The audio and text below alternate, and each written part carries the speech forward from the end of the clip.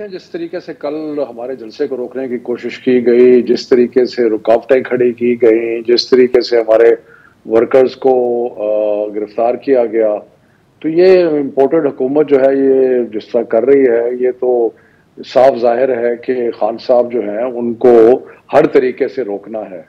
तो इसलिए जो उन्होंने बात की है उसके पीछे ये शवाहिद हैं और ये अवामिल हैं। तो मुझे समझ वैसे नहीं आई कि कल ये जो so called care taker government है पंजाब की, कि इन्होंने ये हमाकतें करने का मकसद क्या था, क्योंकि एक फकीदुल मिसाल जलसा हुआ कल, बेशुमार लोग जो थे वहां पे मौजूद थे। मेरा ख्याल है कि तहरीक इंसाफ के जो 5-6 जलसे हुए हैं उसमें इतना बड़ा जलसा, तो आपने रोक के क्या किया? तो बहरहाल सारी जिस तरह हमारे वर्कर्स गिरफ्तार हो रहे हैं, जिस तरीके से तशद्दुद किया जा रहा है, तो ये इम्पोर्टेड हुकूमत को कर रही है और ऐसे तो नहीं कर रही ना। अच्छा, यानी आप ये कह रहे हैं कि इम्पोर्टेड हुकूमत के पीछे जो है वो एस्टैब्लिशमेंट मैं ये कह रहा हूँ कि मेरे सामने तो जाहिर है कि इम्पोर्टेड हुकूमत कर रही है।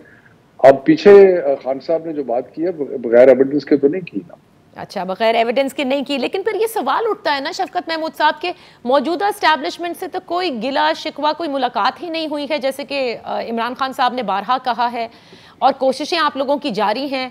अंसार अब्बासी साहब कहते हैं कि अभी भी परवेज़ खटक साहब, फवाद चौधरी साहब और असद कैसर साहब जो है वो ताल्लुकात के लिए मुलाकातें करते हैं। तो फिर मौजूदा एस्टैब्लिशमेंट से क्या गिला हो सकता है आपको या उनको आपसे? देखिए, मैं जहां तक मुलाकातों का ताल्लुक है मुझे तो इसका इल्म नहीं है, लेकिन हमें मुस्तकबिल की तरफ देखना चाहिए और हमें देखना चाहिए कि हम किस तरीके से पाकिस्तान के मामलात जो हैं उसको बेहतर कर सकते हैं। इस वक्त जो पाकिस्तान में एक शदीद किस्म के बहरान है, एक तरफ सियासी बहरान है, एक तरफ मुआशी बहरान है, टेररिज्म जो है वो दोबारा अपना सर उठा रही है।